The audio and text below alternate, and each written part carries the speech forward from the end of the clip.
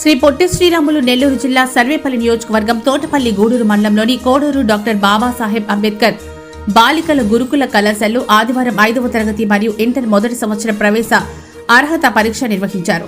ఉదయం నిర్వహించిన 5వ తరగతి ప్రవేశ అర్హత పరీక్షకు మొత్తం 124 మందికి గాను 106 మంది బాల బాలికలు హాజరయ్యారని, మధ్యాహ్నం నిర్వహించిన ఇంటర్ మొదటి సంవత్సరం ప్రవేశ అర్హత పరీక్షకు 286 మందికి గాను 196 మంది బాల బాలికలు హాజరైనట్లు కళాశాల ప్రిన్సిపాల్ ఎస్తేరమ్మ తెలిపారు.